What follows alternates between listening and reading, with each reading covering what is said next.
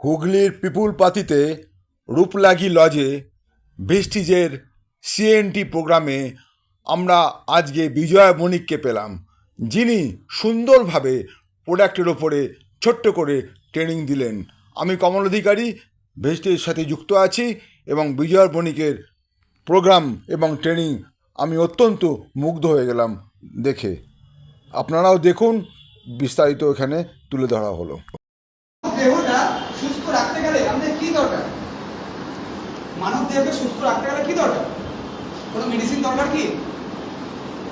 সুস্থ রাখার জন্য মেডিসিন দরকার। আমরা কখন মেডিসিন খাই? যখন আমরা অসুস্থ হয়ে পড়ি তখন ডাক্তারের কাছে গিয়ে আমরা মেডিসিন খাই। এজন্য তার সুস্থ থাকার জন্য কি কোনো মেডিসিন দরকার পড়ে না। সুস্থ থাকার জন্য লাগে কি? ভালো খাদ্য বা ব্যালেন্স নিউট্রিশন। আর আমরা কিন্তু সেই খাদ্য খাবার থেকে কিন্তু সেই নিউট্রিশন এখন আমরা পাই না। কেন? দেখবেন যেটা জিভে টেস্ট দেয় শরীরকে উপকার করে না, এজন্য। আর যেটা শরীরকে উপকার দেয় ওটা জিভে টেস্ট দেয় না। বুঝা যাচ্ছে? কারণ আমরা যে সমস্ত বাইরে যে ফাস্টফুড খাবার খাই, জাঙ্ক ফুড খাবার খাই, এটা কিন্তু আমাদের জিভের টেস্ট বা শরীরের কিন্তু কোনো উপকার কিছু নেই। কি এজন্য? তো সেরকমই যে আমরা দেখবেন যে আগেকার দিনের লোকেরা অনেক বছর বাঁচত, নীরব থাকতো। কেন? যে আগেকার দিনে প্রচুর জমি, চাষবাস ঠিক হতো, ঠিক করে তারা কেমিক্যাল অত ইউজ করতো না, তা খাদ্য খাবার হতো ঠিকভাবে, গরুর দুধ কোনো ভেজাল ছিল না। আর এখন কি হয়ে গেছে? এখন সবারই কিন্তু ঘরে ঘরে এখন কিন্তু 5খানা রোগ কমন হয়ে গেছে। কি কি? কমন গ্যাস, সেকেন্ড কি? সুগার, 3 নম্বর কি? থাইরয়েড, 4 নম্বর কি? হার্টের প্রবলেম, 5 নম্বর কি? আর্থ্রাইটিস। এই 5খানা রোগ কিন্তু কমন হয়ে গেছে।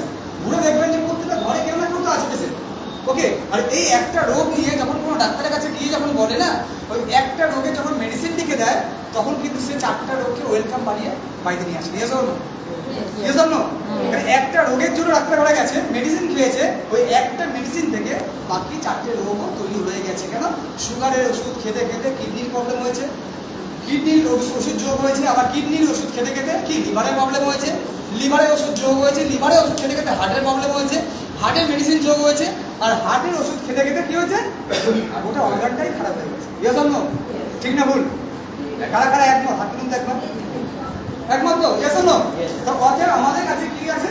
ফুড সাপ্লিমেন্ট, যেটা কোনো মেডিসিন না, যে একটা মানুষকে আমরা কি সুস্থ রাখতে পারবো, সবল রাখতে পারবো। কেন বলা হয় কি? হেলথ ইজ ওয়েলথ, স্বাস্থ্যই সম্পদ।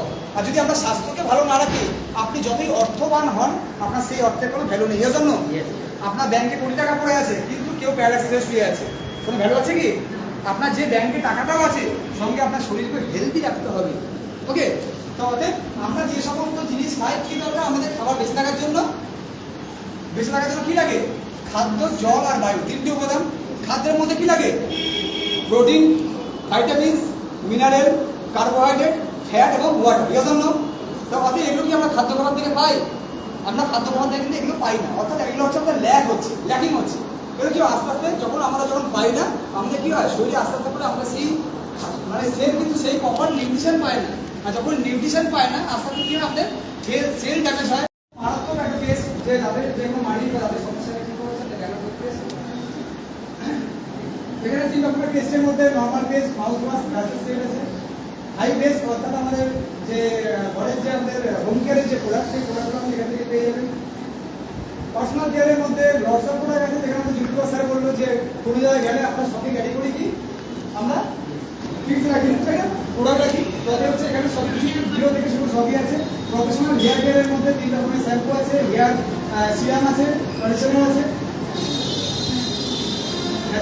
ন্যাচারাল প্রোডাক্টের মধ্যে এখানে SPF 40, charcoal mask, sulphate water purifier. Women হাইজিনের মধ্যে ইন্টিমেট ওয়াশ আছে, ডিওডোরেন্ট আছে, হিউম্যান পার্টিকুলার ছেলেদের জন্য। আর এটা হচ্ছে নিস্তলা বিলানো হচ্ছে কালার কসমেটিক্স। স্কিন ফর্মুলা লাইনের প্রোডাক্ট কারা ইউজ করে?